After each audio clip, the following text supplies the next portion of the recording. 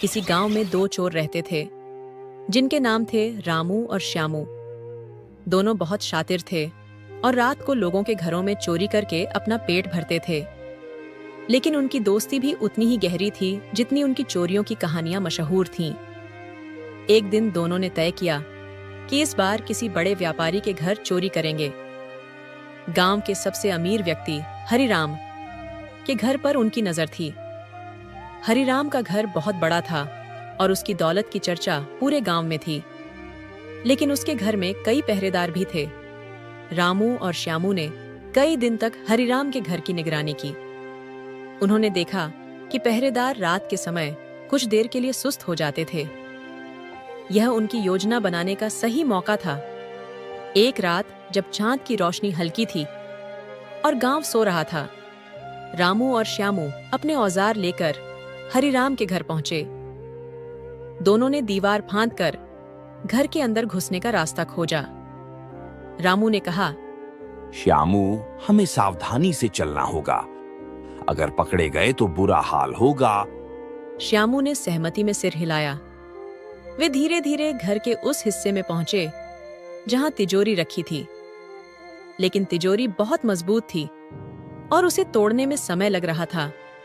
जल्दी करो रामू, पहरेदार कभी भी जाग सकते हैं। बस थोड़ा और समय दो, ये तिजोरी खुलने ही वाली है। जैसे ही तिजोरी खुली, रामू और श्यामू ने देखा कि उसमें सोने चांदी के गहने और बहुत सारा पैसा रखा हुआ था। उनकी आंखें चमक उठीं। लेकिन तभी वहां एक जोर की आवाज हुई। पहरेदारों ने उनकी आहट सुन ली थी और शोर मचाना शुरू कर दिया। रामू और श्यामू के पास भागने के अलावा कोई रास्ता नहीं था। उन्होंने जल्दी जल्दी कुछ गहने और पैसे अपनी थैलियों में भरे और बाहर की ओर दौड़ पड़े। लेकिन जैसे ही वे दीवार फांदकर बाहर निकलने लगे, श्यामू का पैर फिसल गया और वह नीचे गिर गया। रामू ने उसे उठाने की कोशिश की, लेकिन तभी पहरेदार वहां पहुंच गए और श्यामू को पकड़ लिया। रामू भागने में कामयाब हो गया। रामू अगले दिन छिपकर श्यामू के बारे में पता लगाने गया। उसे पता चला कि श्यामू को गांव के मुखिया के सामने पेश किया गया था। मुखिया ने श्यामू से पूछा, तुम्हारे साथ दूसरा चोर कौन था? श्यामू ने रामू का नाम नहीं बताया और सारी चोरी की जिम्मेदारी खुद पर ले ली। मुखिया ने श्यामू को जेल भेजने का आदेश दिया। जब रामू ने यह सुना तो उसकी आंखों में आंसू आ गए। उसने सोचा, श्यामू ने मेरी जान बचाने के लिए खुद को कुर्बान कर दिया। मुझे उसकी मदद करनी चाहिए। रामू ने चोरी का सारा सामान लौटाने का फैसला किया। वह रात को मुखिया के घर गया और सारा सामान वहां छोड़ दिया। साथ ही उसने एक पत्र लिखा जिसमें उसने अपनी गलती मान ली और श्यामू को छोड़ने की विनती की। मुखिया ने जब यह देखा तो वह प्रभावित हुआ। उसने श्यामू को रिहा कर दिया और रामू को भी गांव बुलवाया।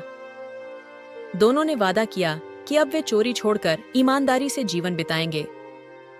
इस घटना के बाद रामू और श्यामू ने अपनी दोस्ती और जिंदगी को एक नई दिशा दी। वे मेहनत करने लगे और गांव वालों की मदद करने लगे। धीरे धीरे गांव के लोग भी उन्हें सम्मान देने लगे। कहानी एक छोटे से गांव के दो लड़कों, मोहन और सोहन, की है। दोनों बचपन के दोस्त थे, लेकिन परिस्थितियों ने उन्हें गलत रास्ते पर चलने पर मजबूर कर दिया। एक दिन दोनों ने चोरी करने का निर्णय लिया, लेकिन उनका यह फैसला उनकी जिंदगी को एक ऐसा मोड़ देगा जिसकी उन्होंने कल्पना भी नहीं की थी। मोहन और सोहन का बचपन गांव की तंग गलियों में बीता। दोनों बेहद गरीब थे। उनके घरों में रोज खाने के लाले पड़ते थे। मोहन पढ़ाई में तेज था, लेकिन गरीबी के कारण स्कूल छोड़ना पड़ा। सोहन का स्वभाव चंचल था और वह हमेशा कोई आसान रास्ता तलाशता था।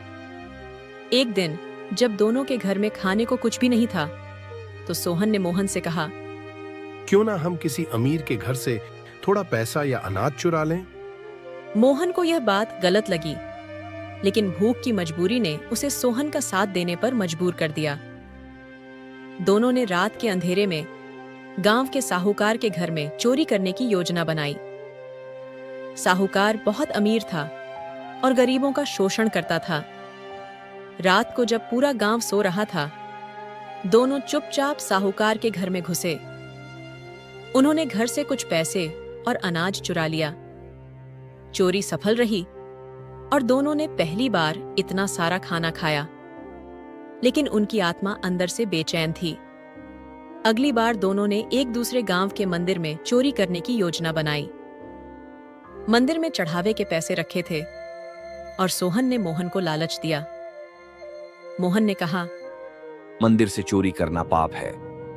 लेकिन सोहन ने उसे यह कहकर मना लिया कि पैसे से वे कई गरीबों की मदद कर सकते हैं। रात को मंदिर में चोरी करते समय पुजारी ने उन्हें पकड़ लिया। पुजारी ने चिल्लाकर गांव वालों को बुलाया। दोनों को पकड़कर गांव की पंचायत के सामने लाया गया। पंचायत ने फैसला किया कि मोहन और सोहन को सजा दी जाएगी। गांव के मुखिया ने कहा, तुमने चोरी करके अपने गरीब होने का बहाना बनाया, लेकिन यह तुम्हारे गलत काम का बहाना नहीं है। मोहन ने पंचायत से माफी मांगी और कहा, हमने गलती की है, लेकिन हमें एक मौका दीजिए।